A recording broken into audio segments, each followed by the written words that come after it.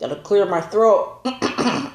Anyways, hello, warriors. Welcome to Keon Plays. Samurai Love Battle Party.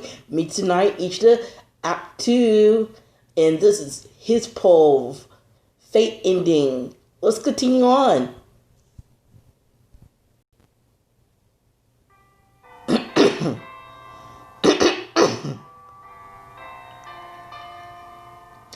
As I weep, Mitsunari holds me fast as to shield my body from everything closing in around us. I have no lingering attachment to divine rule, though I suppose I never had an interest in it in the first place. His voice carries such resonance that I can certainly believe what he says so to be true. Hold on. It's just my throat. There's something wrong with my throat. People, wait, what? Did I just say people? Perhaps what he is doing is trying to, whatever the fuck that is, and defend himself against the promise he never was able to keep. Lord Hiyoshi had believed in him to govern his peace, just as Mitsunari had always done. I will not be the one in power under divine rule, but I do not intend to change what I have decided, even so. It is for me to do what I must to make those closest to me happy. Starting with you. Mitsunari pulls away from me just enough that he can look into my eyes. He smiles so genuinely, his expression so full of love that I feel myself start to cry. Gods, you look awful. That's your fault, you know. It is, huh? Mitsunari chuckled lightly before he kisses me. You were kind enough to teach me what matters. And what is that? Living each day in peace and safety, knowing that today brought its happiness and tomorrow will do the same. That is an ideal world. So don't cry anymore because I won't be. I'll take that under advisement. Mitsunari laughs bitterly, shaking his head as he wipes my tears with his sleeve. But even if I can't do that, I will always be right here for you. So, yeah, I hope you will. When Mitsunari kisses me again, it is with much more passionate than the first one. Reverent, whatever the fuck that is, and painfully sweet. I pull him against me by the shoulders, letting his body fit itself to mine as he does the same all through the night. Even when darkness falls so deeply as to make the moon rise high and break free of the clouds, we refuse to let anything part us again.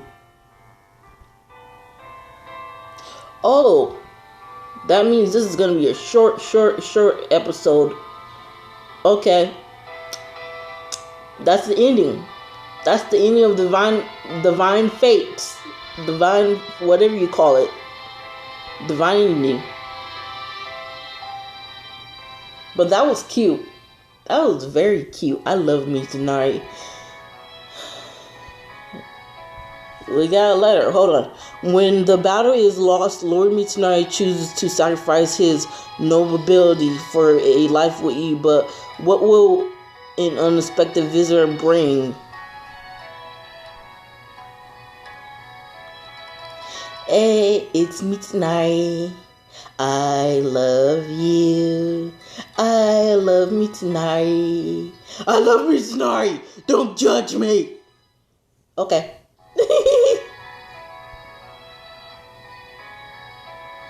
I will do whatever it takes to defend a world where your days can forever be spent with a smile on your face. That is what my heart tells me I should do. So please spend those days by my side forever. Mitsunari Ishida. Yeah, I forgot. When we did the other ending, there was a letter. I think it was this letter. No, it's not that letter. Yeah, there was some kind of letter. No, not that letter. I'm not gonna look for it. You know what? Forget it. Forget it. Wait, what? What's this? For the happiness you and Hideyoshi always wanted from me, Ishida Mitsunari.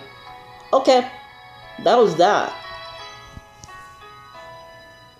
Okay. So it just ended. I don't know. We still continue on? Do we still continue on? Is there more? Yeah, there's more. There's more. Epilogue.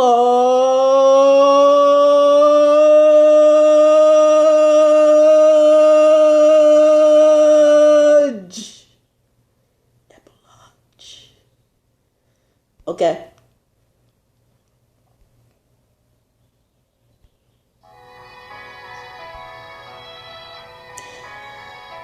The next day, an unexpected visitor comes to call.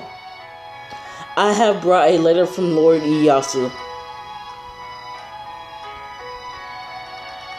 Though Mitsunari brows knit skeptically, Torimasu pays the look no mind and presents him with the letter. After he reads it quickly, Mitsunari thrusts it towards me as if what he truly wishes to do is throw it across the room.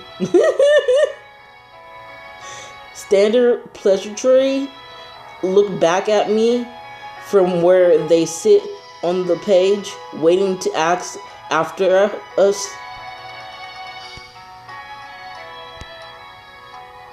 How is your health as of late? As you are a very important person in my life, it worries me deeply that I must be left to wonder if you are well. Well, this reeks of lies. Even though I know it's rude to think so, I can't help how I feel.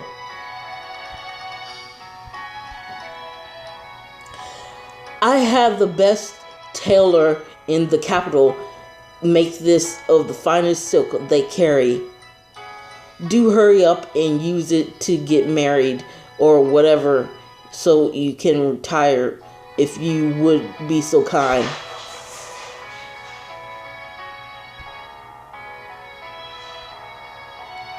He saw a tailor for us. As I look at the letter curiously, Torimasu brings a long wooden chest. It comes from Ieyasu. I have no use for it. Please open it and see what it is for yourself. Even if you still think that way after you have done so, I do not think it is an whatever the fuck that is gift.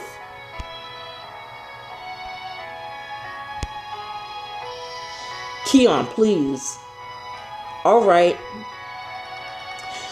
Feeling Mitsunari's glare, putting frost on one shoulder, I still open the lid. Inside the chest are several objects wrapped in their own pieces of cloth. Each one dyed with a rich yellow. I undo the largest one first and to find what? Don't you cut me off like that. Don't cut me off like that. That's rude. That's rude. Cut me off like that. How dare you?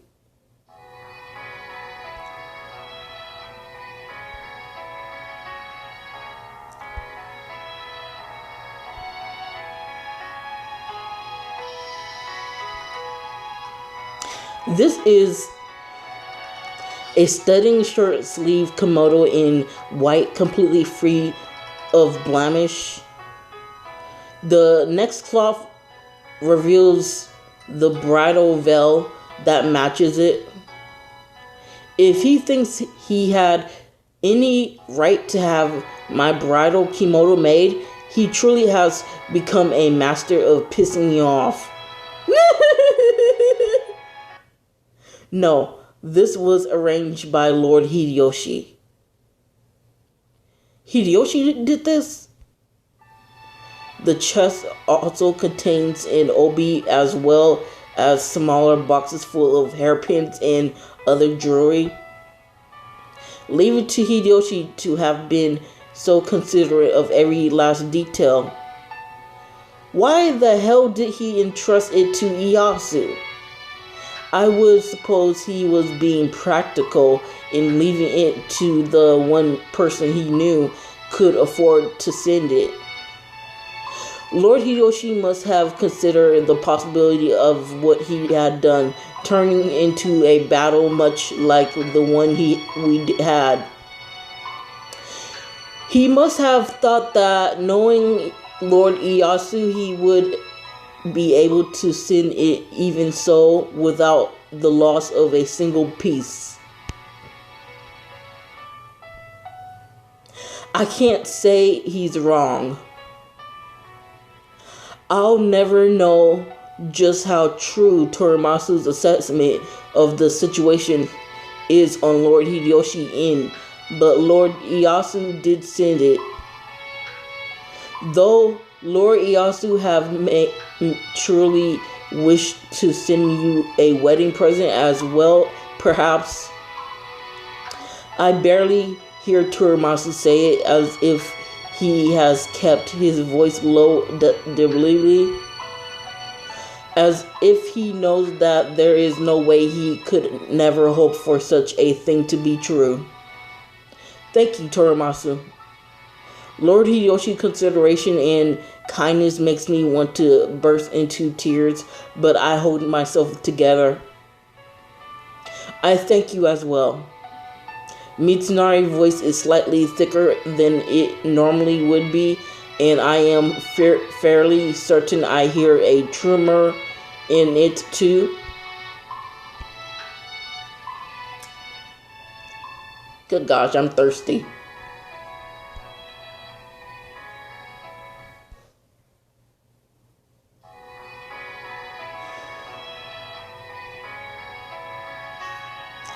After leaving Sawayama Castle, Mitsunari and I return to Kyoto. When we get home, big news is waiting for us. It seems that Sakun is going to come this way after he is finished meeting with Yoshisuke in exile. Lord Mitsunari, Kion, welcome home. My mother runs out to greet us, her arms around Mitsunari in a crushing hug before we can say anything. I can't breathe. You'll break me in two, woman. Mitsunari's hands flare usually against her shoulders. Somehow I feel like I've seen this before.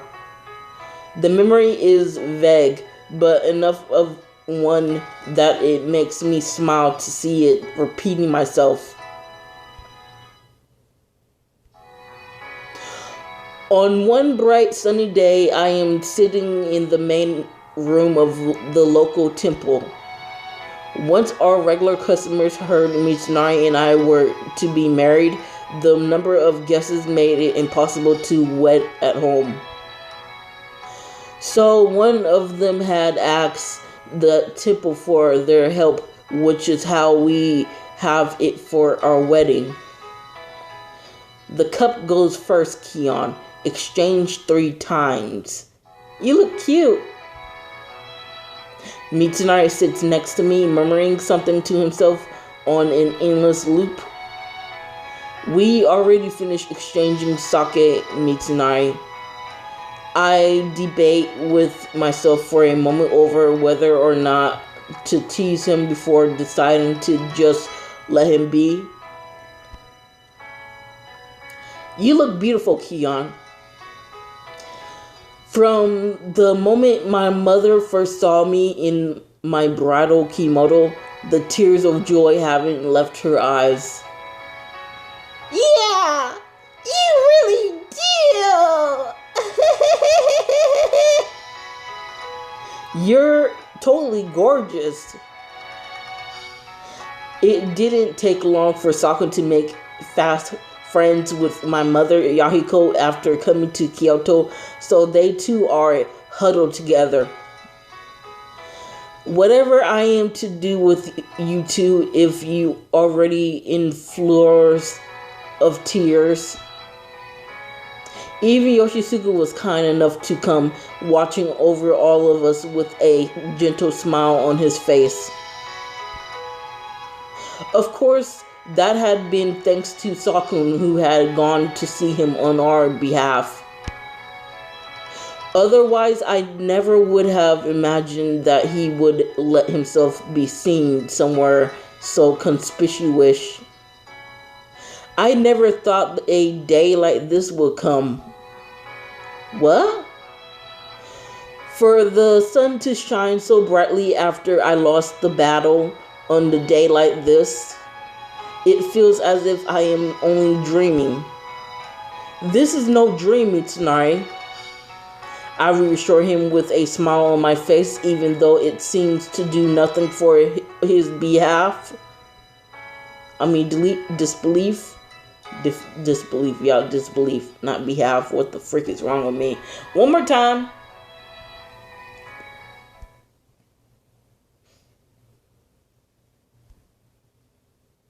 When the wedding feast reaches a point where our guests can entertain themselves, I slip out into the garden.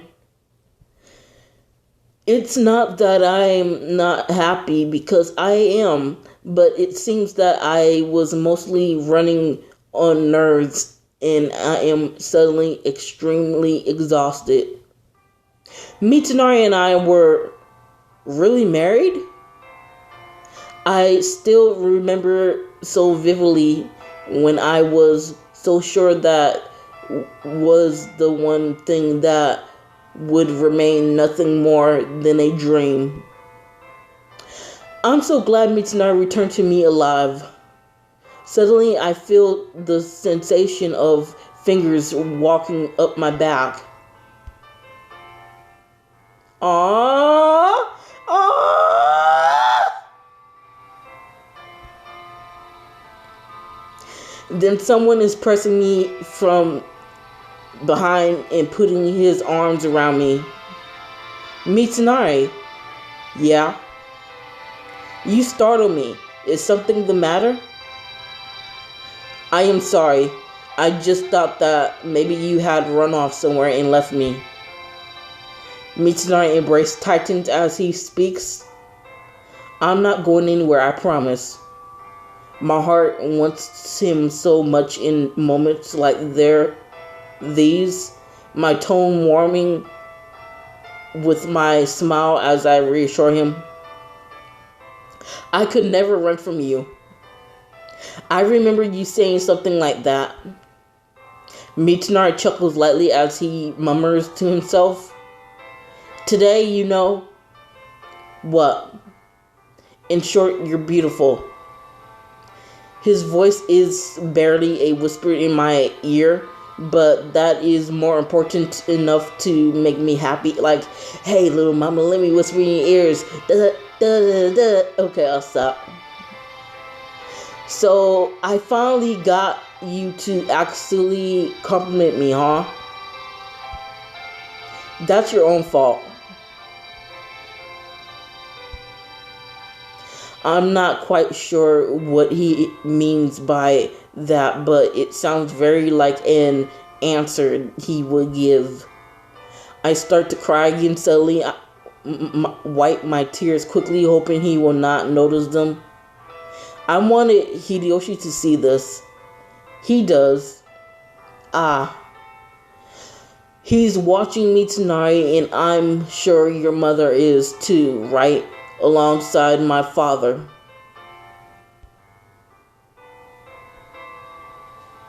The sky is boundless in blue, even though my tears without so much as a single cloud to keep it from going on forever. Mitsunari looks up into the sky with me as if doing so he has compelled him to do the same. We stand together like that for a while, painting its deep and vivid blue into the memory of our hearts. Bum bum bum bum. Okay, that's it. That's it. I'm done. I'm done. Hold up. Yeah, I'm done. I'm freaking finished. So stay out, stick here till next time Kia plays Send You Right Love Bow Party. Bye.